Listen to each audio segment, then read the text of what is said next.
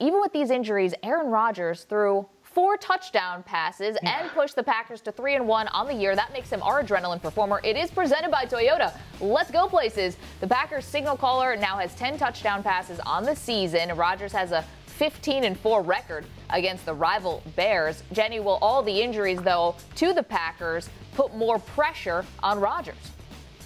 Well, it's interesting because the Packers' injury history has been a bleak one dating back to their Super Bowl. I mean, even that year, 2010, when they won the Super Bowl, I believe they had 15 players on injured reserve. So this has sort of been a chronic problem with the Packers. But really, they've been able to overcome it depending on where the injuries have been on the roster. Now, we remember that year when Rodgers himself had that calf injury that he played through but severely limited his mobility. That limited the Packers' hopes that year. The year they lost Jordy Nelson, the same thing.